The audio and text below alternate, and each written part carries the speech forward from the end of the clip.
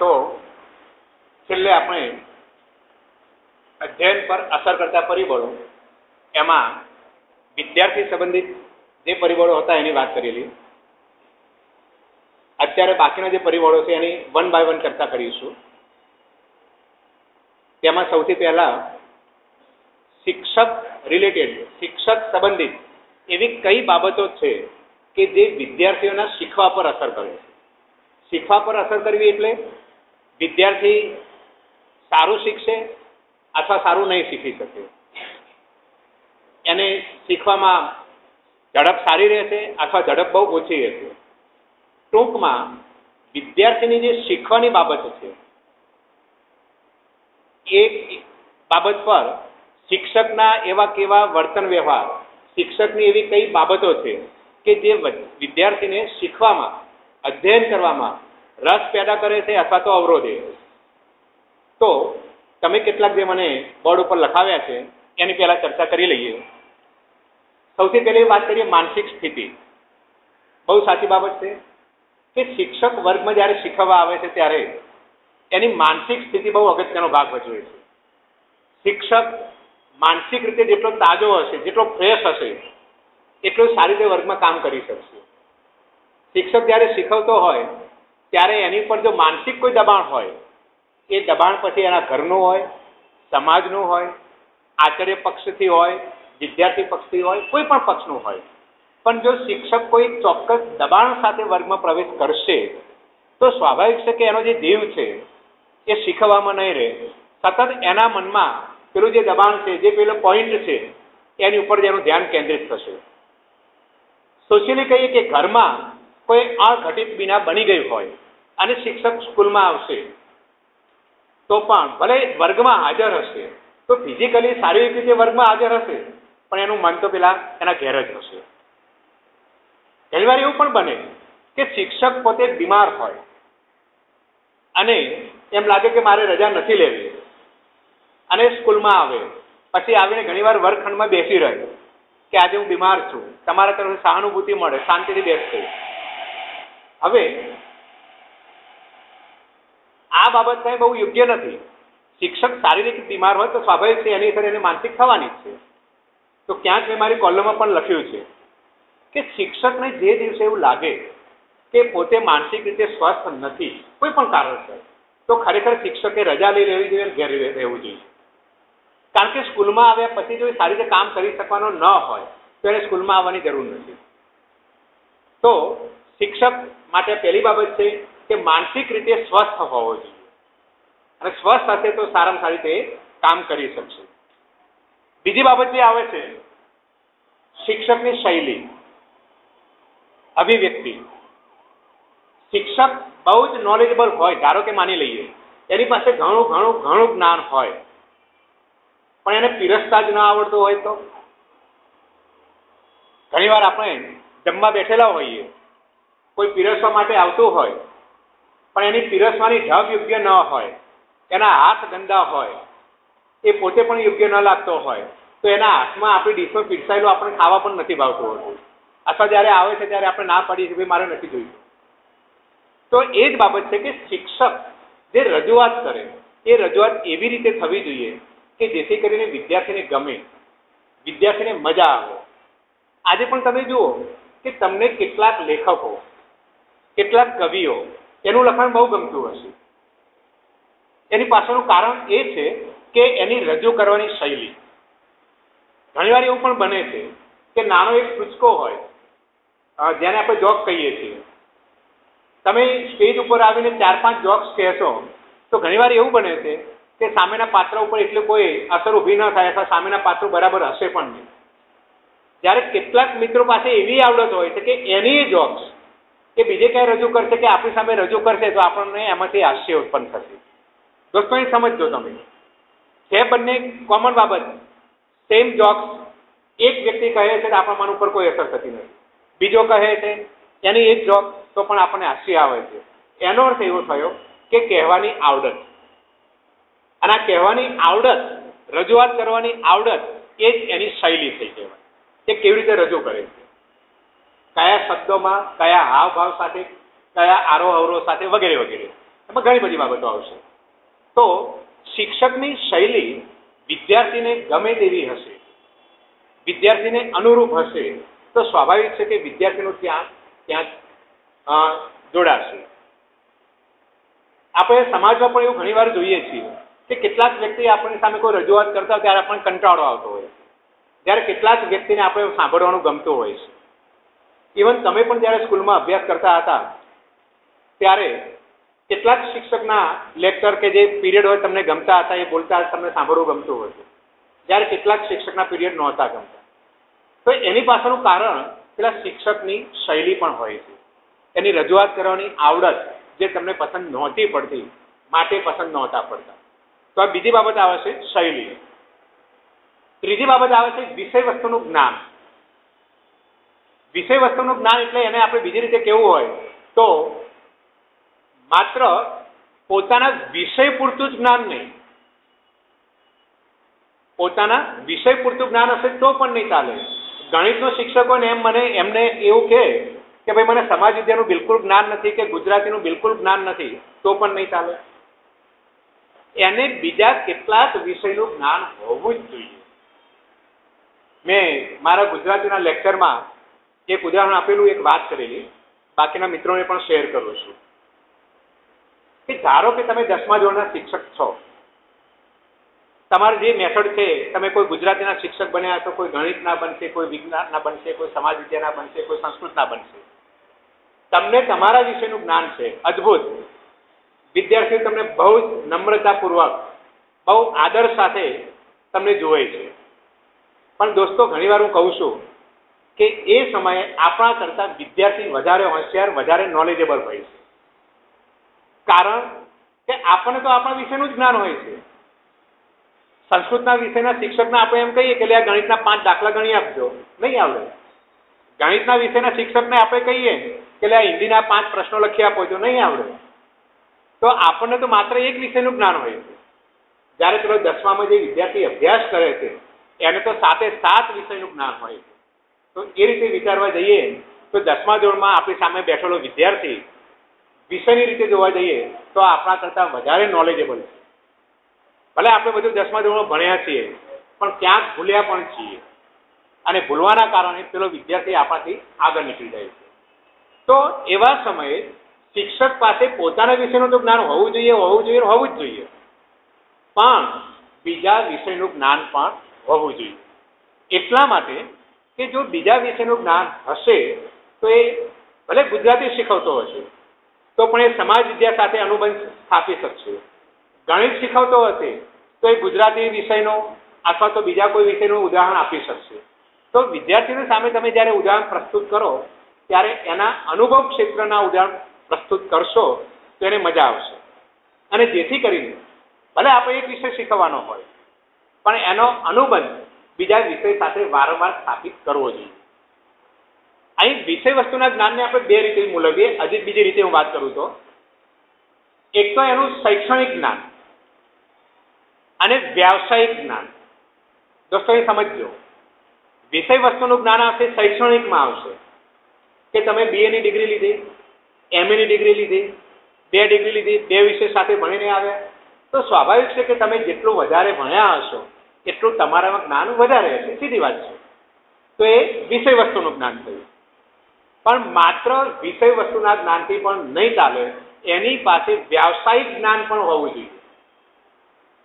વ્યાવસાયિક જ્ઞાન મેળવવા તમે અહીં આવ્યા છો. એક સમજી લો કે તમે જ્યારે BEd કોલેજમાં પ્રવેશ લીધો ત્યારે પહેલા જે છે તમારી પાસે વિષય વસ્તુનું જ્ઞાન હતું, પણ તમારી પાસે શિક્ષકનો વ્યવસાય કરવા માટેનું જ્ઞાન નહોતું, માટે તમે અહીં આવ્યા છો. તો વ્યાવસાયિક જ્ઞાનમાં એવી બાબતો આવશે કે તમારે જે વિષય શીખવવાનો હશે એ વિષય તમે કેવી રીતે શીખવાડશો, કેવી રીતે રજૂ કરશો તો પેલા વિદ્યાર્થીને મજા આવશે. અને એમાં શૈક્ષણિક સાધનનો ઉપયોગ કરવાની વાત પણ આવશે, જુદી જુદી પદ્ધતિઓનો ઉપયોગ કરવાની વાત આવશે, વિદ્યાર્થીને મનોવૈજ્ઞાનિક રીતે પારખવાની પણ વાત આવશે. આવી ઘણી બાબતો આવશે કે જે તમને વિદ્યાર્થી સાથે એક નવા પ્રકારનો નાતો ઉભો કરી આપશે. સાંવેગિક સંબંધ ઉભો થશે તમારા અને વિદ્યાર્થી વચ્ચે, અને એ રીતે કરતા કરતા તમે વિદ્યાર્થીના દિલમાં મનમાં બેસશો તો વિદ્યાર્થી તમને સારી રીતે માનશે, સારી રીતે અપનાવશે. તો દોસ્તો ફરીથી કહું છું કે શિક્ષક માટે માત્ર વ્યાવસાયિક જ્ઞાન વિષય વસ્તુનું જ્ઞાન યોગ્ય નથી, પૂરતું નથી. અને માટે સમાજમાં તમને ખ્યાલ હશે કે તમે કદાચ 8મા 9મા 10મા 12મામાં ભણતા હશો કે ઇવન કોલેજમાં, તો તમે કેટલાક ટ્યુશન ક્લાસીસમાં જતા હશો. તો હું પોતે વ્યક્તિગત મારી વાત કરું તો કે જે ટ્યુશન ક્લાસીસ ચાલે છે એમાં કેટલાક ક્લાસીસ ચલાવનારા મિત્રોનો સખત વિરોધ કરું છું. એટલા માટે કે એ મિત્રો પાસે જે તે વિષયનું જ્ઞાન છે પણ પેલું વ્યાવસાયિક જ્ઞાન નથી, અને જેથી કરીને વિદ્યાર્થીને સમજી શકતા નથી, વિદ્યાર્થીને અનુરૂપ થઈ શકતા નથી, એમની પાસે પૂરતા શૈક્ષણિક સાધનો વાપરવાની આવડત નથી, તેમને એકનો એક વિષય શીખવવા માટેની જુદી જુદી પદ્ધતિઓનું જ્ઞાન નથી. ઇવન તમને ત્યાં સુધી વાત કરું કે તમે અત્યારે કોલેજ કરીને આવ્યા, કોઈ MA કર્યું, કોઈ MSc કર્યું, BA કર્યું કે BSc કર્યું, ધારો કે BCom હોય, MCom હોય, તો તમે જે કોલેજમાં અભ્યાસ કરતા હતા એ કોલેજના અધ્યાપક પાસે ડિગ્રી હતી, પણ એ લોકો પાસે વ્યાવસાયિક સજ્જતા ઓછી હોય છે. કારણ કે એમને જ્યારે એપોઇન્ટમેન્ટ આપવામાં આવે છે, નોકરી આપવામાં આવે છે, ત્યારે માત્ર એમને કઈ ડિગ્રી લીધી? Master degree. એના આધારે એમને જોબ આપવામાં આવે છે અને પછી પોતાના અનુભવના આધારે શીખતા હોય છે. અને જેથી કરીને સરકારે હવે નેટ અને સ્લેટ જેવી એક્ઝામ લાવ્યા કે જેમાં એક શિક્ષકમાં હોવી જોઈતી સજ્જતા પણ ત્યાં ચકાસવામાં આવે છે. તો દોસ્તો મારો કહેવાનો મિનિંગ એ છે કે શિક્ષક માટે માત્ર વિષય વસ્તુનું જ્ઞાન પૂરતું નથી, વ્યાવસાયિક જ્ઞાન પણ જોઈએ. એનાથી ઉલટું પણ સાચું છે કે માત્ર વિષય વસ્તુનું જ્ઞાન હશે, વ્યાવસાયિક જ્ઞાન હશે અને વિષય વસ્તુનું જ્ઞાન નહીં હોય તો પણ નહીં ચાલે. શિક્ષક પાસે બંને પ્રકારના જ્ઞાન જોઈએ છે. ત્યારબાદ આવે છે શિક્ષકનો વિદ્યાર્થીઓ સાથેનો વર્તન વ્યવહાર. આ બહુ જ અગત્યનું પરિબળ છે. કોઈ પણ શિક્ષક ત્યારે જ સફળ થઈ શકે કે જ્યારે વિદ્યાર્થીમાં એક પ્રિય હોય. પ્રિય એટલે દરરોજ આવીને રમત વાર્તા કહેવાની, ટૂચકા કહેવાની એ રીતે નહીં. એ રીતે જો પણ શિક્ષક કરશે તો થોડા સમયમાં એ પણ ફેંકી જશે, વિદ્યાર્થીને ઓળખી જશે કે આને ભણાવતા નથી આવડતું, માત્ર વાર્તાઓ કરતા જ આવડે છે. પણ શિક્ષકનું વર્તન વ્યવહાર આપ સુધી ભર્યું નહીં હોવું જોઈએ. એના વર્ગમાં એમ કેવું કહી શકીએ કે એક સ્વતંત્ર વાતાવરણ હોવું જોઈએ કે વિદ્યાર્થી પોતાની પાસે મનમાં રહેલી મૂંઝવણ ત્યાં રજૂઆત કરી શકે. ઇવન ઘણા વિદ્યાર્થીઓ એવા હોય છે કે જે વર્ગમાં જાહેરમાં પ્રશ્ન નથી કરી શકતા, પણ શિક્ષક જ્યારે બહાર નીકળે કે રિસેસ પડે કે છૂટ્યા પછી કે વહેલા શિક્ષક રસ્તામાં મળે ત્યારે પેલા વિદ્યાર્થી શિક્ષક પાસે જતા હોય છે અને પોતાની સમસ્યા ત્યાં રજૂ કરતા હોય છે. તમે યાદ કરો કે ઘણીવાર સ્કૂલોમાં એવું બને છે કે શિસ્ત રાખવાની જવાબદારી, શિસ્ત એટલે વિદ્યાર્થીએ પાછળ બે હાથ પકડીને ચાલવાનો, સહેજ પણ અવાજ કરવાનો નહીં, સહેજ પણ બોલવાનું નહીં, લાઈનમાં જ ચાલવાનું, જે પણ સૂચના આપવામાં આવે એનું શબ્દશ સેકન્ડ સાથે પાલન કરવાનું, એને શિસ્ત કહેવામાં આવે છે. શિક્ષક ભણાવતો હોય અને વિદ્યાર્થી ઘણીવાર પ્રશ્ન પૂછે, પોતાની રજૂઆત કરે તો ઘણીવાર એને અશિસ્તભર્યું વર્તન કહેવામાં આવે છે. અને મોટાભાગની સ્કૂલમાં એવું બને છે કે એકાદ બે શિક્ષક એવા હોય છે કે જેની પાસે વિદ્યાર્થી જતા પણ ગભરાય છે. તમે યાદ કરો, જ્યારે હું આ વાત કરીશ ત્યારે તમને પણ તમારા કોઈ ભૂતકાળના શિક્ષક યાદ આવશે કે એ ગમે તે એમની સામે તમને મુશ્કેલી પડી હોય અથવા તમારે કંઈ રજૂઆત કરવી હોય તો તમે ક્યારેય શિક્ષકની સામે જવાનું પસંદ કરતા નથી. અને કેટલી સ્કૂલમાં તો આ શિસ્તનો હવાલો પેલા પીટી ટીચર કે વ્યાયામ ટીચરો એને સોંપી દેવામાં આવ્યો હોય છે. અને વ્યાયામ ટીચર ઘણીવાર સોટી હાથમાં લઈને ફરતા હોય છે. તો આ જે વર્તન વ્યવહાર છે એ આજનો વિદ્યાર્થી પસંદ નથી કરતો.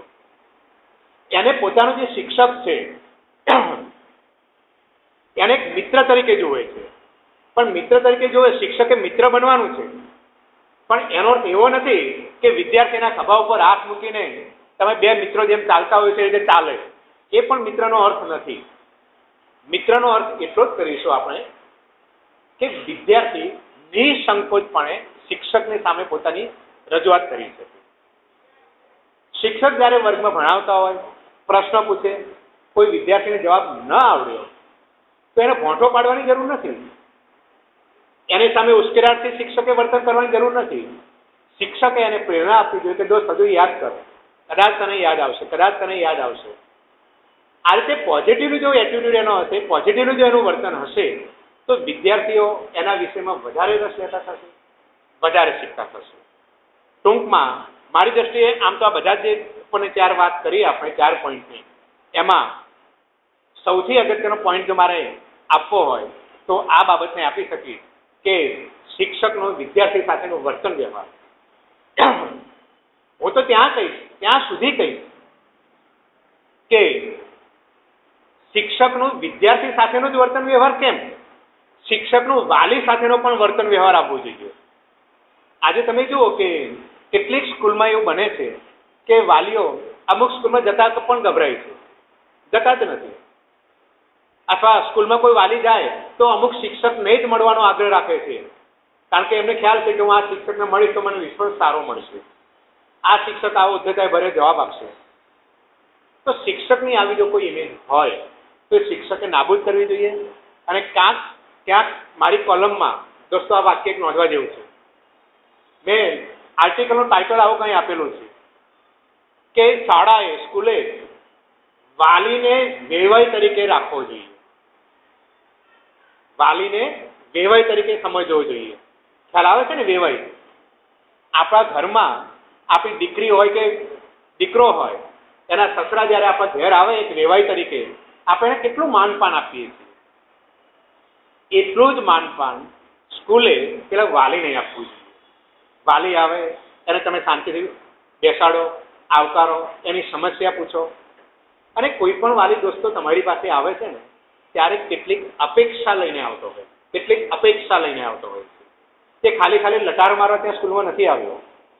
અને એ અપેક્ષા જો તમે પૂરી કરી શકો તો અતિ ઉત્તમ છે, પણ જો પૂરી કરી શકો એમ ન હોય તો એવું તો ન જ બોલો, એવું તો વર્તન ન જ કરો કે ઘણીવાર વાલી વધારે આઘાત લઈને પોતાના ઘેર જાય. ક્યારેક કેટલાક શિક્ષકને એવું હોય છે કે વાલી આવીને રજૂઆત કરે કે ભાઈ મારો બાળક કેમ નાપાસ થયું, તો શિક્ષકનો જવાબ ઉદ્ધય ભર્યો હોય કે તમારો છોકરો કંઈ મહેનત જ નથી કરતો, બહુ નબળો છે, હજુ ધ્યાન આપો નહીં તો હજુ ફરી નપાસ થશે. વાલી આ અપેક્ષા સાથે સ્કૂલમાં નથી આવ્યો, એની કંઈ અપેક્ષા બીજી હતી. તો શિક્ષકનો જે વર્તન વ્યવહાર એ વિદ્યાર્થી સાથે, ઇવન વાલી સાથે પણ સારો હોવો જોઈએ. ઇવન હજુ એક સ્ટેપ હું આગળ વધું તો શિક્ષકનું વર્તન વ્યવહાર સ્ટાફ રૂમમાં પણ સરસ હોવું જોઈએ, એના મિત્રો સાથે, કલિંગ સાથે. એક બીજું ટાઇટલ પણ નોંધવા જેવું છે કે સ્ટાફ રૂમ એ શિક્ષકોનું પ્રતિબિંબ છે અથવા અરીસો છે. સ્ટાફ રૂમ એ શિક્ષકોનો અરીસો છે. મને યાદ છે કે એક સ્કૂલની અંદર વિદ્યાર્થીઓને, તાલીમાર્થીઓને લઈને હું લેસન જોવા માટે ગયેલો. તો અમને સ્ટાફ રૂમમાં બેસવાની વ્યવસ્થા આપેલી. આપણા તાલીમાર્થી મિત્રો લેસન આપવા જતા રહેલા, ત્યાં કેટલાક શિક્ષકો બેઠેલા હતા, મોટા ભાગનો સ્ટાફ હતો, હું પણ ત્યાં સ્ટાફમાં બેઠેલો હતો. આસપાસ વર્ગખંડો જ હતા, તરત જ વર્ગખંડ શરૂ થતા હતા. એમાં એક વર્ગખંડ તો કોર્નરમાં જ હતો. દોસ્તો તમે નહીં માનો કે 10 મિનિટ થયા પછી બાજુના વર્ગમાંથી એક વિદ્યાર્થી આવીને સ્ટાફ રૂમનું બારણું બંધ કરીને જતો રહ્યો. કારણ સ્ટાફ રૂમમાં એટલો મોટો અવાજ થતો હતો કે બાજુના રૂમમાં પેલા વિદ્યાર્થીઓને શિક્ષકને ભણાવવામાં તકલીફ પડતી હતી. અને પછી મારાથી એ આર્ટિકલ કોલમમાં લખાઈ ગયો કે જો વિદ્યાર્થી અવાજ કરતા હોય તો શિક્ષક આવીને એને એમ કહે છે લે આ એક પાઠ લખી લાવજે, અથવા બેન્ચ ઉપર ઊભો રાખે છે, અથવા વર્ગ બહાર ઊભો રાખે છે. તો શિક્ષક માટે આવી શિક્ષા કરવામાં આવે તો કે સ્ટાફ રૂમમાં અવાજ કરતા હતા, ચાલો પાટલી ઉપર ઊભા થઈ જાઓ, અથવા સ્ટાફ રૂમની બહાર ઊભા રહો. આ એક વર્તન વ્યવહારની વાત છે કે વિદ્યાર્થી પાસે જે અપેક્ષા શિક્ષકો રાખે છે એ સ્ટાફ રૂમમાં તમે એ અપેક્ષા કેમ સંતોષતા નથી? અને માટે જ હું કહીશ કે સ્ટાફ રૂમ એ શિક્ષકનો અરીસો છે. તે આપણને દેખાય છે કે કયો શિક્ષક કઈ ચર્ચા કરે છે. તો શિક્ષકનો આ વર્તન વ્યવહાર એ પણ એક અગત્યની બાબત છે. ત્રીજી બાબત આવે છે આના પછીની, અધ્યાપન પર અસર કરતા પરિબળો શિક્ષક પક્ષે શિક્ષકનું વ્યાવસાયિક વલણની વાત છે. હંમેશા વલણ એટલે શું એની વ્યાખ્યામાં નથી પડતો, પણ સાદી ભાષામાં હું એવું કહી શકું સાદા શબ્દોમાં કે વલણ એટલે ચોક્કસ પ્રકારની માન્યતા, સાચી પણ હોય ખોટી પણ હોય. એક અનુભવના કારણે વારંવાર આપણને ચોક્કસ બાબતનો અનુભવ થયો હોય અને એના કારણે આપણા મનમાં કોઈ એક માન્યતા બંધાઈ ગઈ હોય અને કોઈને આપણે પછી સલાહ આપીએ કે કોઈની રજૂઆત કરી ભાઈ આ તો આવું જ હોવું જોઈએ અથવા આમ જ થાય, એ આપણું વલણ થયું કહેવાય. જો એવું બનતું હોય, આ વાક્યને પકડજો, જો એવું બનતું હોય કે ક્યાંય પ્રવેશ ન મળ્યો માટે મેં બીએડમાં પ્રવેશ લીધો છે, તો એ યોગ્ય વલણ નથી. કારણ કે તમે જ્યાં સુધી નોકરી કરશો ત્યાં સુધી તમને તમારા વ્યવસાય માટે માન નહીં ઉપજે, તમને વિદ્યાર્થીઓ સાથે માન નહીં ઉપજે. આપણા પોતાના વ્યવસાય માટે એક હકારાત્મક વલણ હોવું જોઈએ. અને શક્ય હોય આપણી લાઇબ્રેરીમાં કદાચ બુક હશે મારી, એક આર્ટિકલ વાંચી લેજો કે શિક્ષક બનવાના ફાયદાઓ. એનું ઉપર મેં આર્ટિકલ લખેલો છે, શિક્ષક બનવાના ફાયદાઓ, કે બીજા વ્યવસાય કરતા શિક્ષકનો વ્યવસાય કેમ અતિ ઉત્તમ છે. સામાન્ય ઉદાહરણ આપી દઉં. ધારો કે 1 વર્ષ પછી તમે શિક્ષક બન્યા, કોઈ સ્કૂલમાં તમે જ્યારે જોબ કરશો તો બહારથી કોઈ પેરેન્ટ્સ આવશે તો ભલે તમે 1 જ વર્ષ કર્યો હશે, અરે પહેલા જ મહિને તમે નોકરી કરી હશે, બહારથી કોઈ પોલીસ ઇન્સ્પેક્ટર આવશે, કોઈ મોટો આઈએએસ ઓફિસર આવશે તો તમને નામ લઈને નહીં બોલાવે, તમને આવીને વર્ગમાં પહેલા તો કયા શબ્દોથી સંબોધન કરશે? સાહેબ. એ તારા સાહેબ ક્યાં ગયા? સાહેબ જરા મારે તમારી સાથે ચર્ચા કરવી છે. દોસ્તો વિચારો કે શિક્ષકના વ્યવસાયની કેટલી ગરિમા છે. તમને પણ એક માનની નજરે જોશે. મોટા જજ હશે, પોલીસના એસપી હશે, મોટો ડોક્ટર હશે, ભલે કરોડો રૂપિયા કમાતો હોય, એન્જિનિયર મોટી મોટી સ્કીમો કરીને કમાતો હશે, પણ સ્કૂલમાં આવશે ત્યારે તમારી સામે પહેલો શબ્દ તમને સાહેબ કહેશે અને તમે એને સાહેબ નથી કહેતા. વિચારો કે કોની પોસ્ટ ઊંચી ત્યાં બને છે. આ શિક્ષકની ગરિમા છે. આવા તો મેં ઘણા ફાયદાઓ ગણાવ્યા છે કે શિક્ષક 6 વાગે છૂટીને ઘેર જાય એટલે ટેન્શન મુક્ત, બીજા દિવસે 11 વાગે આવે ત્યારે જ એને વિચારવાનું. જ્યારે બીજા અનેક વ્યવસાયમાં ઘેર પણ ફાઇલો લઈને જવી પડે છે, ઘેર પણ ટેન્શન લઈને જવું પડે છે. તો આવા ઘણા કારણો છે અને આ કારણોસર એક શિક્ષકનો વ્યવસાય સ્વીકાર્યા પછી આપણું વલણ આપણા વ્યવસાય માટે હંમેશા હકારાત્મક હોવું જોઈએ. ક્યારે એવું ન વિચારે કે મારો પગાર આટલો છે અને પેલાનો પગાર આટલો છે, ચાલુ હું આ ક્યાં નોકરીમાં આવ્યો. ત્યારે એવું વિચારવાનું કે ભલે એનો પગાર ઊંચો રહે પણ તો એ મને સાહેબ કહે છે, હું એને સાહેબ નથી કહેતો. પોઝિટિવ. તો શિક્ષક જ્યારે વર્ગમાં શીખવતા હોય છે ત્યારે શિક્ષણ પ્રત્યે, વિદ્યાર્થીઓ પ્રત્યે, વર્ગખંડ પ્રત્યે, વાતાવરણ પ્રત્યે, દરેક બાબત પ્રત્યે જો એનું વલણ હકારાત્મક હશે તો વિદ્યાર્થી ઉપર એની છાપ સારી પડશે. પછી શિક્ષક આવીને એમ કે લોન ભણીને શું કરવાના, તમને નોકરી તો મળવાનું નથી, તો એ વલણ પોઝિટિવ ન કહેવાય. અને આવું જ્યારે કહેશે ત્યારે વિદ્યાર્થીને પણ ભણવામાં રસ નહીં પડે. તો એનું વ્યાવસાયિક વલણ હકારાત્મક હોવું જોઈએ. આ ઉપરાંત શિક્ષકમાં શીખવવાના વિવિધ કૌશલ્યો હોવા જોઈએ. કૌશલ્યો પર પ્રભુત્વ હોવું જોઈએ. તમે હજુ શીખશો આગળ કે શિક્ષકે વર્ગમાં જ્યારે કામ કરવાનું હોય છે ત્યારે ક્યારે ઉદાહરણ આપવું, કેવા ઉદાહરણ આપવા, વિદ્યાર્થીને પ્રોત્સાહન આપવું કે નહીં આપવું, કેવી રીતે પ્રોત્સાહન આપવું. હું પ્રાઇમરીમાં જ્યારે જોબ કરતો હતો ત્યારે મને યાદ છે કે કોઈ 5મા 6મા ધોરણમાં એક બાળક હતું. એના અક્ષરો બહુ જ ગંદા, બહુ જ ખરાબ હતા. એને 2-3 વાર મૌખિક રીતે કહેવા છતાં પણ એનો કોઈ સુધારો નહીં થયેલો. પેરેન્ટ્સ પણ બિચારા પ્રયત્ન કરતા હશે, સુધારો નહોતો થયો. તો એક નવી યુક્તિ મારા મનમાં આવી કે વિદ્યાર્થીને મેં એવું કહ્યું કે દોસ્ત, કાલથી હું આપણે જે વર્ગખંડની અંદર જે બુલેટિન બોર્ડ છે એની ઉપર હું 2 વિદ્યાર્થીઓના અક્ષર જે લખેલા જે કાગળ હશે હોમવર્ક કરેલું કે ગમે તે નોટનું, હું 2 ના અહીં લગાવવાનો છું. એમાં એકના સૌથી સારા અક્ષર જે હશે એના હું લગાવીશ અને એકના જે સૌથી નબળા હશે એના લગાવીશ. તો સ્વાભાવિક છે કે શરૂઆતના દિવસોમાં એ વિદ્યાર્થી આવતો હતો, પણ જો વારંવાર હું એ કરવા જાઉં તો પેલો સ્વીકારી લે પાછો કે મારા ગમે એટલા પ્રયત્ન કરીશ, મારું તો કાગળ ત્યાં હોવાનો જ છે, સુધારો ન લાવે. તો ક્યારેક ક્યારેક હું વિદ્યાર્થીને બદલતો હતો, પણ પરિણામ દોસ્તો એ મળ્યું કે થોડા સમય પછી એ વિદ્યાર્થી પોતાની જાતથી સારા અક્ષર કાઢતા લાગ્યો. તો શિક્ષક જ્યારે શીખવતો હોય ત્યારે એની પાસે શીખવવાના કૌશલ્ય, દાખલા તરીકે નકશો લાવીને શીખવવાનો પ્રયત્ન કરે છે. તેને દિવાલ ઉપર નકશો લગાવી દીધો, વિદ્યાર્થી બરાબર સામે, પણ જ્યારે શીખવાડે છે ત્યારે વચ્ચે ઊભો રહીને શીખવાડશે તો વિદ્યાર્થીને નકશો ક્યાંથી દેખાવાનો છે? આ એને ખબર હોવી જોઈએ કે ભાઈ મારે સાઈડમાં ઊભું રહેવું જોઈએ. એક સરસ મજાની મહેનત કરીને ચિત્ર લાવ્યો હોય, હું આટલી નોટનું આટલું ચિત્ર લાવ્યો, એક બહુ નાની સાઈઝનું, હવે 60નો વર્ગ હોય, છેલ્લી બેન્ચવાળા વિદ્યાર્થીના ચિત્ર ક્યાંથી દેખાવાનું છે? એને ખબર હોવી જોઈએ કે મારે વર્ગમાં જો આ ચિત્ર બતાવવું હોય તો એનું કદ કેટલું હોવું જોઈએ.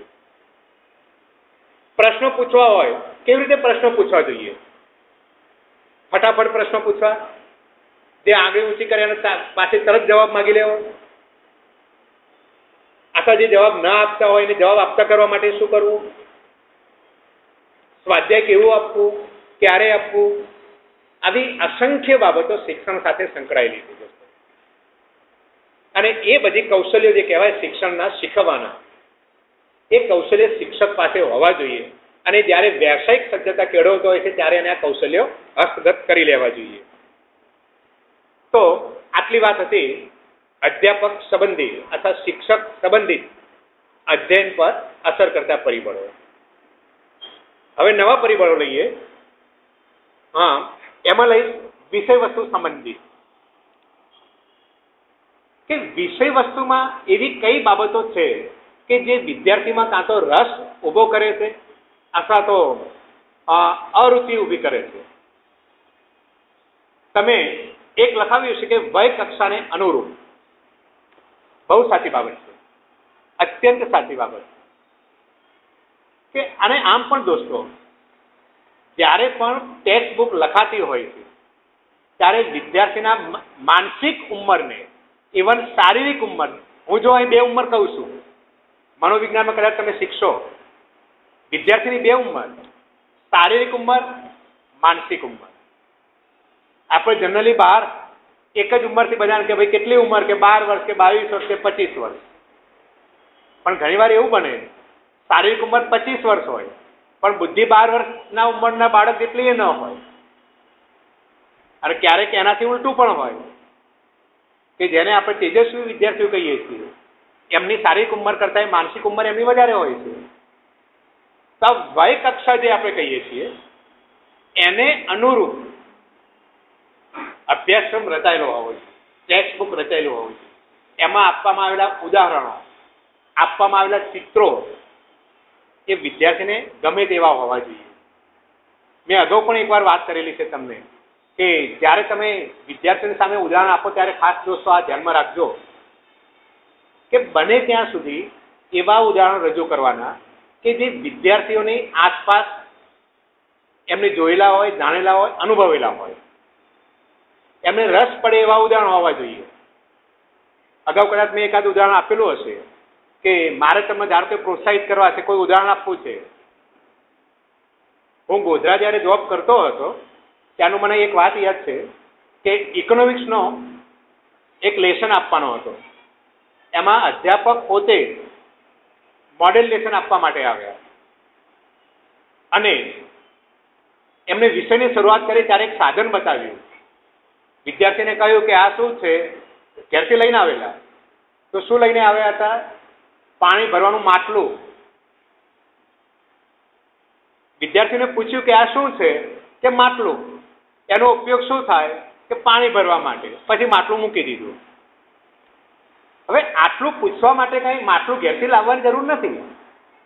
ચિત્ર કે સાધન એવા બતાવવાના હોય કે જે વિદ્યાર્થી જોયેલા ન હોય, જાણેલા ન હોય, અનુભવેલા ન હોય, ક્યાંક તર્ક કરવાનો હોય, તો તમે સીધો જ પ્રશ્ન કરી શકો કે ભાઈ માટલું જે આપણા ઘરમાં હોય છે એનો ઉપયોગ શું થાય છે? તો વિદ્યાર્થીઓ કહે છે કે પાણી ભરવા માટે. તો એમની વય કક્ષાને અનુરૂપ સાધનો પણ હોવા જોઈએ, વય કક્ષાને અનુરૂપ ઉદાહરણો પણ હોવા જોઈએ, અને વિષય વસ્તુ લખવાની શૈલી, રજૂઆત કરવાની શૈલી. દાખલા તરીકે તમે મોટા થયા, તમારી ટેક્સ્ટમાં એક પેજ ઉપર લખાણ લખેલું હોય અને સામેના પેજ ઉપર ચિત્ર હોય તો ચાલે, પણ નાના બાળકોમાં તમે જુઓ એવું ન ચાલે કે એક બાજુ લખાણ હોય અને બીજા પેજ ઉપર ચિત્ર હોય તો ન ચાલે. તે ચિત્ર અને લખાણ બાજુ બાજુમાં હોવું જોઈએ. નાના બાળકોને રસ ક્યારે પડે કે જે ચિત્રો કલરફુલ, રંગીન હોવા જોઈએ. તો આવી ઘણી બધી બાબતો વિદ્યાર્થીઓને રસ ઉભો કરે છે, અને તેની વય કક્ષાને અનુરૂપ રજૂઆત પણ હોવી જોઈએ, શબ્દ ભંડોળ પણ એ પ્રમાણેનું હોવું જોઈએ.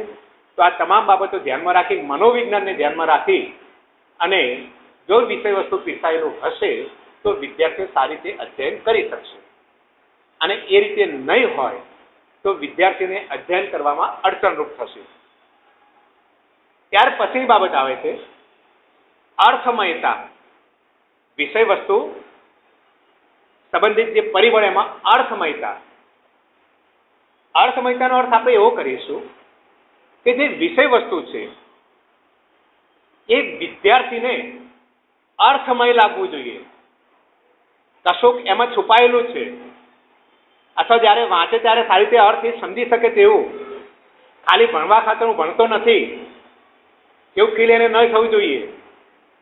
અથવા તો કે આ ભવિષ્યમાં ભણીશ કે નહીં ભણી એનાથી કોઈ ફેર નહીં પડે, આવું નહીં લાગવું જોઈએ. એને વસ્તુ એને અર્થમય લાગવી જોઈએ. સાથે બીજો શબ્દ તમને આપું તો ઉપયોગિતા, કે વિષય વસ્તુ જે છે એ વિદ્યાર્થીને ઉપયોગી લાગવું જોઈએ, કે હા હું આ શીખીશ, મને ફાયદો થશે. ઘણીવાર કેટલાક શિક્ષકો ક્યારેક પેલું હકારાત્મક વલણ ન હોય ત્યારે કહેતા હોય છે કે સમાજ વિદ્યામાં અંગ્રેજો આવ્યા અને ગયા, એ પાઠ મૂકવાની ક્યાં જરૂર છે, આપણને શું ઉપયોગી બનવાના છે. ગણિતમાં પેલા પ્રમેય શા માટે મૂકવાની જરૂર છે, ભવિષ્યમાં એ પ્રમેય ક્યાં ઉપયોગી થવાના છે, કયા વ્યવહારમાં ઉપયોગી થવાના છે. આવી ખોટી દલીલો કરતા હોય છે. પણ ત્યાં શિક્ષકે વિદ્યાર્થીઓને જે વિષય વસ્તુ છે એની શું ઉપયોગિતા છે, એની શું અર્થમયતા છે એ ત્યાં સમજાવવું જોઈએ. અને વિદ્યાર્થીને એમ લાગશે કે ના, હકીકતમાં આ મારા માટે ખૂબ ઉપયોગી છે, અર્થમય છે, તો 100% વિદ્યાર્થી એ ભણવાનો પ્રયત્ન કરશે. ત્યારબાદ એની લંબાઈ, વિષય વસ્તુની પાઠની લંબાઈ ખ્યાલ આવી ગયો છે. તમે કલ્પના કરો કે 5મા ધોરણનો એક ટેક્સ્ટ બુક છે, એમાં કોઈ 5 થી 10-12 પાનાનો એકી સાથે સળંગ મૂકી દીધો હોય તો વિદ્યાર્થીને વાંચો જ નહીં ગમે, જોવો પણ નહીં ગમે. તો વિષય વસ્તુ લંબાઈ એની ચોક્કસ હોવી જોઈએ. પછી બહુ ટૂંકો પણ લેસન નહીં હોવો જોઈએ. તો યોગ્ય લંબાઈમાં જે વિષય વસ્તુ છે એની રજૂઆત થયેલી હોવી જોઈએ. એનું મૂકવાનું સ્વરૂપ પણ યોગ્ય હોવું જોઈએ. મેં હમણાં ચિત્રોની વાત કરી, ક્યાંક પેરેગ્રાફ આવે, ક્યાંક ઉદાહરણો આવે, ક્યાંક સિમ્બોલ આવે. તો આ બધી બાબતો ધ્યાનમાં રાખીને મૂકવાની આ સ્વરૂપ થયું કહેવાય. ત્યાર પછી આવશે અનુબંધ. આમ તમે શિક્ષક સંબંધિત પરિબળમાં વાત કરી કે શિક્ષક પાસે જુદા જુદા વિષયનું જ્ઞાન હોવું જોઈએ. એની પાછળનું રીઝન એ હતું કે અનુબંધ સ્થાપી શકે. તો વિષય વસ્તુ જ્યારે ટેક્સ્ટ બુક સ્વરૂપે આવી હોય ત્યારે ટેક્સ્ટ બુકમાં પણ વિષય વસ્તુમાં ક્યાંક અનુબંધ સ્થાપેલો હોવો જોઈએ. ક્યાંક ક્યાંક એવા ઉદાહરણ, અનુબંધ એટલે કે એક વિષયને બીજા વિષય સાથે સાંકળવો. તો ક્યાંક ક્યાંક એવા ઉદાહરણ બીજા વિષયના પણ હોવા જોઈએ કે જેથી કરીને વિદ્યાર્થી બે વિષય એક સાથે શીખતો નથી હોતો પણ એક સાથે યાદ કરે છે, અને એમાં ક્યારેક એને રસ પડતો હોય છે. કારણ કે જે બીજા વિષયમાં શીખેલો હોય એ વિષયને પાયો, એ કન્ટેન્ટને, વિષય વસ્તુને બેઝ બનાવીને, પાયો બનાવીને તમે નવો વિષય વસ્તુ એને શીખવાડી શકો છો. તો આટલી વાત આવતી હતી વિષય વસ્તુ સંબંધિત પરિબળોની. અને છેલ્લે આવે છે પ્રક્રિયા સંબંધી, કે વર્ગખંડમાં એવી કઈ રીતે પ્રોસેસ ચાલે જેથી વિદ્યાર્થીને શીખવામાં રસ પડે, અધ્યયનમાં રસ પડે. તો એક તમે લખાવ્યું છે પદ્ધતિ, બહુ સાચી બાબત છે કે શિક્ષક કઈ પદ્ધતિથી ભણાવવાનો પ્રયત્ન કરે છે. દોસ્તો એક સમજી લેજો કે તમે જ્યારે આખું વર્ષ પૂરું કરશો બીએડમાં ત્યારે તમને ખ્યાલ આવશે કે શીખવવાની ઘણી પ્રવૃત્તિઓ પદ્ધતિઓ હોય છે. આ જુદી જુદી પદ્ધતિઓ કેમ? દાખલા તરીકે એમ સમજી લો કે આપણે કોલેજથી અહીં બસ સ્ટેન્ડ સુધી જવું હોય તો મોટા ભાગે આપણે ચાલીને જવાનું પસંદ કરીએ. પછી થોડું દૂર જવાનું હોય કે લાલ દરવાજા જેટલું આપણે 4-5 કિલોમીટર જવાનું હોય તો આપણે રિક્ષા કે સ્કૂટર કે એ પ્રકારનું વ્હીકલ પસંદ કરીશું. અહીંથી વડોદરા કે સુરત સુધી જવાનું હોય 100 કિલોમીટર સુધી તો આપણે બસમાં જવાનું પસંદ કરીશું.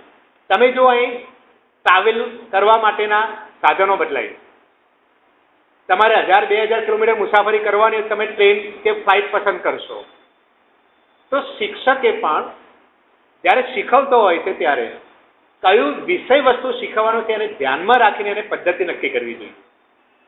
હા, એક પદ્ધતિ દરેક જગ્યાએ કામમાં નથી આવવાની, પણ ચોક્કસ પ્રકારનું વિષય વસ્તુ તમે ચોક્કસ પદ્ધતિથી જો શીખવશો તો એને શીખવામાં રસ પડશે અને મજા આવશે. માટે શિક્ષક પાસે જુદી જુદી પદ્ધતિનું જ્ઞાન હોવું જોઈએ. અને શિક્ષક પાસે જ્ઞાન હોય નહીં, શિક્ષક એ જુદી જુદી પદ્ધતિનો ઉપયોગ પણ કરતો હોવો જોઈએ.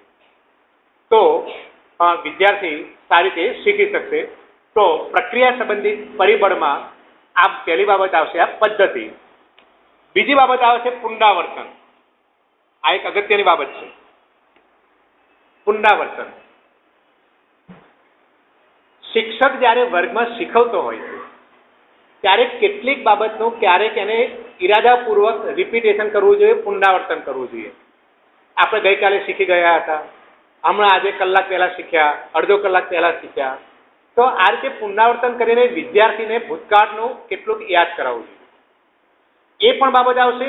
અને સાથે જે શીખવાડે છે કન્ટેન્ટ, આજે શીખવાડ્યું એનું 2-4-5 દિવસ પછી ક્યાંક થોડું અલગ ઝલક બહુ નાના ટુકડામાં એનું પુનરાવર્તન શિક્ષકે કરવું જોઈએ, રિવિઝન. દોસ્તો એક મનોવૈજ્ઞાનિક નિયમ તમને કહી દઉં પુનરાવર્તન બાબતમાં. આ પણ તમને અમલ તમે કરતા હશો, તમને અનુભવ કદાચ થયો હશે. પુનરાવર્તન ક્યારે કરવું જોઈએ? ધારો કે આજે કોઈ ચાલો બીજું એક સરસ ઉદાહરણ આવ્યું કે તમને કેટલાક ફિલ્મના ગીતો વારંવાર ફિલ્મના ગીતો તમને યાદ હશે, આખા ગીતો તમે ગાઈ શકતા હશો, મોટાભાગના ગીતો ગાઈ શકતા હશો. કેમ?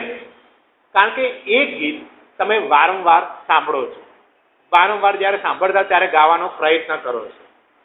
પણ હવે કલ્પના કરીએ કે એક ગીત આજે સાંભળ્યું, પછી એ જ ગીત 4-5 મહિના પછી આપણે સાંભળીએ, ફરી બીજા 3-4 મહિના પછી સાંભળીએ, તો એ ગીત ક્યારેય આપણને યાદ નહીં રહે. યાદ ત્યારે જ રહેશે કે જ્યારે તમે ગીતનું પુનરાવર્તન જે થતું હોય છે એ ઓછા સમયગાળા વચ્ચે હોય, સમયગાળો ઓછો હોય. આજે સાંભળ્યું, કાલે ફરી સાંભળશો, 2 દિવસ પછી ફરી સાંભળશો તો એ ગીત તમને ઝડપથી યાદ રહી જાય છે. તો દોસ્તો અહીં પણ એવી બાબત છે શિક્ષણમાં કે પુનરાવર્તન વિદ્યાર્થી પાસે જ્યારે કરાવવાનું હોય છે ત્યારે ચોક્કસ સમયગાળાને ધ્યાનમાં રાખીને પુનરાવર્તન કરાવવું જોઈએ. નહીં તો જો વચ્ચે મોટી ગેપ પડશે તો વિદ્યાર્થીઓ ભૂલી ગયા હશે. અને એ માટે તમારી ટેક્સ્ટ બુકમાં એક શબ્દ છે, અંતરીકૃત અધ્યયન. અંતરીકૃત અધ્યયન એનો અર્થ એવો થાય છે કે સમયાંતરે પુનરાવર્તન. ચોક્કસ સમયગાળા પછી પુનરાવર્તન કરાવવાની જે પ્રોસેસ છે અને આપણે ગુજરાતીમાં અંતરીકૃત અધ્યયન એવું કહીશું. તો પુનરાવર્તનની 2 બાબતો, વિષય વસ્તુનું પુનરાવર્તન અવારનવાર કરાવવું જોઈએ અને ચોક્કસ સમયગાળા પછી પુનરાવર્તન કરાવવું જોઈએ. વચ્ચે બહુ લાંબી ગેપ નહીં પાડવી જોઈએ. ત્યાર પછીનું જે પરિબળ છે તે શિક્ષકની પૂર્વ તૈયારી, પૂર્વાવલોકન. આ એક પ્રોસેસમાં આવે કે જે શિક્ષક પોતે ઘેરથી અથવા એને જ્યારે શીખવવાનો હોય છે ત્યારે એની પહેલાં જો કેટલીક પૂર્વ તૈયારી કરીને વર્ગખંડમાં પ્રવેશ કરે તો હંમેશા માટે સારું શીખવાડી શકશે. પણ આજે મોટાભાગે શિક્ષકો ઘણીવાર એવું માનતા હોય છે કે ગયા વર્ષે મેં ભણાવેલું જ હતું ને, 10 વર્ષથી ભણાવશો, હવે મારે શી તૈયારી કરવાની. અને માટે ઘણીવાર તમે વાંચ્યું હશે, સાંભળ્યું હશે કેટલાક શિક્ષકો કે અધ્યાપકો માટે કે જ્યારે નોકરીમાં દાખલ થયા હોય ને ત્યારે લોકો નોટ બનાવતા હોય છે શીખવા માટે દરેક લેક્ચરની, અને 5 વર્ષ કે 10 વર્ષ પછી જોશો તો એની એ જ નોટ લઈને વર્ગખંડમાં ભણાવતા હોય છે. ત્યારે ઘણીવાર કેટલાક શિક્ષક કે અધ્યાપકની દલીલ હોય છે કે ભાઈ પાઠ તો એનો એ જ છે, કન્ટેન્ટ તો એનું એ છે, પછી નોટ ભલે ને એની રહી, શું વાંધો છે. પણ દોસ્તો, બને છે એવું ભલે વિષય વસ્તુ એ છે, પણ વાતાવરણ દર વર્ષે બદલાતું હોય છે, વિદ્યાર્થીઓ દર વર્ષે બદલાતા હોય છે, એમની સમજ શક્તિ, એમનો રસ દર વર્ષે બદલાતા હોય છે. માટે આપણી એકની એક નોટ દરેક વખતે દર વર્ષે વિદ્યાર્થીઓને ગમે નહીં. તો મારી તમને મિત્રો એક સલાહ છે, ભવિષ્યમાં શિક્ષક બનો ત્યારે નોટ ભલે બનાવો, કાપલી ભલે તમે નોંધ કરીને તમે વર્ગખંડમાં ભણાવવા માટે આવો, પણ જ્યારે ભણાવ્યા પછી વર્ગખંડની બહાર નીકળો ત્યારે પહેલું કામ એ કરવાનું કે પેલી કાપલી ફાડી નાખવાનું. કારણ કે બીજા વર્ષે જ્યારે તમારે એ જ ટોપિક ભણાવવાનો આવશે ત્યારે તમે નવેસરથી પેલો મુદ્દાઓ ટપકાવશો, નવેસરથી પાઠ વાંચશો, નવેસરથી ઉદાહરણો મૂકશો, અને એ વખતે ગયા વર્ષે જે હતું એના કરતાં ઘણું બધું નવું આવ્યું હશે. આ એક બહુ સારી બાબત છે. તો નોંધ ટપકાવવાની વાત આવે તો ફરીથી કહું છું કે કાયમી તમે ટપકાવી ન દેતા, એમ દર વર્ષે બદલવાની. કારણ કે દર વર્ષે બદલવાની વાત થશે, તમને જ્યારે પીરિયડ લેવાનો છે આગળના દિવસે યાદ આવશે કે આવતીકાલે મારે ફલાણું શીખવવાનું છે, તો તમે થોડી પૂર્વ તૈયારી કરશો. પણ પેલી નોટ જો તૈયાર હશે તો પેલા નોટ તો તૈયાર છે ને, બીજા દિવસે નોટ લઈને વર્ગમાં આવ્યા પછી તમે શીખવવાની શરૂઆત કરશો. તો પ્લીઝ એવું નહીં કરીએ આપણે. ત્યારબાદ છેલ્લો પોઈન્ટ, પ્રક્રિયા સંબંધિત પરિબળોમાં વિદ્યાર્થીની સક્રિયતા. અહીં વિદ્યાર્થી અને શિક્ષક બંનેની સક્રિયતાની વાત કરીએ. શિક્ષક જ્યારે શીખવતા હોય છે ત્યારે શીખવા માટે વિદ્યાર્થી જો સક્રિય હશે તો જ એ સારી રીતે શીખી શકશે. અને એ માટે મેં અગાઉ વાત કરેલી છે, આપણે વાત થયેલી છે કે વિદ્યાર્થીનો શીખવાનો ઈરાદો, જો એનો શીખવાનો ઈરાદો પોઝિટિવ હશે તો એ સક્રિય પણ હશે. પણ ઘણીવાર એવું બને કે નાના બાળકો હોય, વિદ્યાર્થીઓ હોય 12, 13, 14 વર્ષના, ચંચળ હોય તેમ આપણે કહીએ છીએ, લાંબો સમય સુધી એ બેસી શકે નહીં, શીખી શકે નહીં. તો શિક્ષક પાસે એવી યુક્તિ પ્રયુક્તિ હોવી જોઈએ કે જેથી કરીને વિદ્યાર્થી પૂરેપૂરો સમય સક્રિય બને શીખવા માટે. આજે કોલેજ કક્ષાએ એમ સમજી લો કે અમે 1 કલાક લેક્ચર અહીંથી આપીશું એક પક્ષીય રીતે, વન વે, તો ચાલે, કારણ કે તમે બધા મેચ્યોર થયેલા છો, મોટા છો. પણ ધારો કે 8મા 9મા 10મા ધોરણમાં 1 કલાક સુધી વન વે આ રીતે લેક્ચર આપવો હોય તો બિલકુલ ન ચાલે. પ્રાઇમરીમાં તો બિલકુલ એટલે બિલકુલ ન ચાલે. અને માટે તમે જુઓ કે હાઈસ્કૂલની અંદર કે સ્કૂલ કક્ષાએ પ્રાઇમરીમાં 1 થી 4 ધોરણમાં તો તાસ પદ્ધતિ છે જ નહીં. નાના બાળકો હોય ત્યાં, કારણ કે બહુ ચંચળ હોય, 5-5, 10-10 મિનિટે એમનું વર્તન બદલાય, શિક્ષકે પણ બદલવું પડે. માટે ત્યાં તાસ પદ્ધતિ નથી.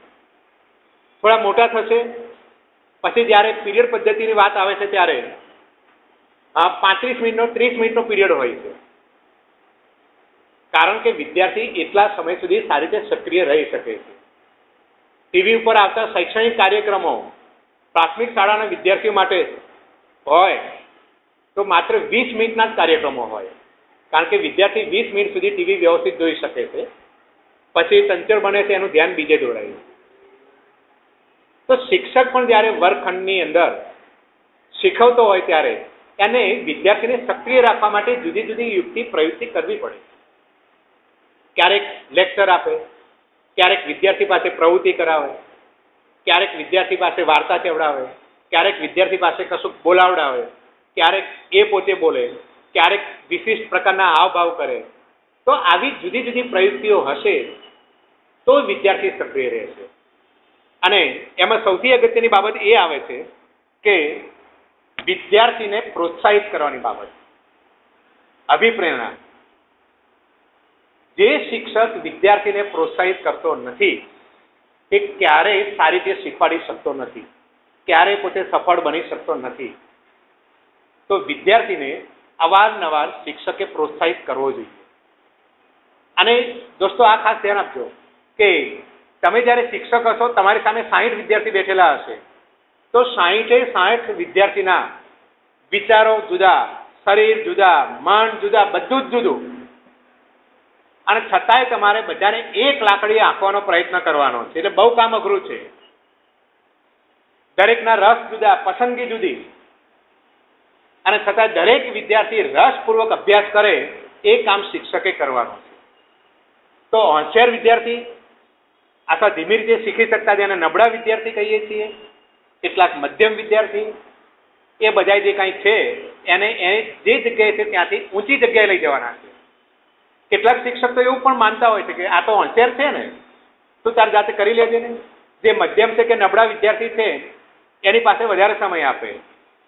તો ત્યાં બને છે શું કે નબળા કે મધ્યમ વિદ્યાર્થી અપ આવે છે, પણ હોશિયાર જ્યાં હતો ત્યાં જ રહે છે. હકીકતમાં શિક્ષકનો વર્તન વ્યવહાર, શિક્ષકને શીખવવાની પદ્ધતિ એવી હોવી જોઈએ કે વિદ્યાર્થી જે સ્ટેજ ઉપર છે ત્યાંથી થોડો અપ આવે, અને જેથી કરીને વિદ્યાર્થી હોશિયાર હોય તો પણ અપ આવે, નબળો હોય તો પણ અપ આવે. અને એ માટે એની જુદી જુદી પદ્ધતિઓ, પ્રયુક્તિનો ઉપયોગ કરવાનો થાય. એમાં એક બાબત આ પણ આવે કે વિદ્યાર્થીને અભિપ્રેરિત કરવો, મોટિવેટ કરવો, પ્રેરણા આપવી. ઘણીવાર જુદા જુદા વિદ્યાર્થીને પ્રેરણા જુદી જુદી રીતે આપવાની થાય. હું તમને ધારો કે મારે પ્રેરણા આપી દઉં, એવું ના કહું કે લન દોસ્ત આ કામ કરી દે ને, હું તમને એક ચોકલેટ આપીશ, તો ત્યાં તમને કોઈ અસર નહીં થાય. પણ નાના બાળક હશે ત્યાં હું એને એમ કહીશ, બહુ કેજીમાં ભણતું હોય એને આપણે ચોકલેટ આપો, 10 રૂપિયાની નોટ આપો, શું પહેલા પકડશે? સ્વાભાવિક છે કે ચોકલેટ પ્રત્યે એનું ધ્યાન વધારે જવાનું છે. તો વિદ્યાર્થીની ઉંમર, એનો રસ જોઈ અને એને મોટિવેટ કરવો જોઈએ. શબ્દો દ્વારા પણ મોટિવેટ કરી શકાય, અશાબ્દિક રીતે પણ કરી શકાય, હાસ્ય દ્વારા પણ કરી શકાય, શાબાશી આપીને પણ કરી શકાય. અનેક રીતે એને મોટિવેટ કરવો જોઈએ. તો દોસ્તો, અહીં આ 3 પ્રકારના અધ્યયન પર અસર કરતા પરિબળો આજે આપણે જોયા. અગાઉ આપણે જોયેલા વિદ્યાર્થી સંબંધી, આજે અધ્યાપક સંબંધી, ત્યારબાદ પ્રક્રિયા સંબંધી અને વિષય વસ્તુ સંબંધી. તો આટલી બાબત હતી.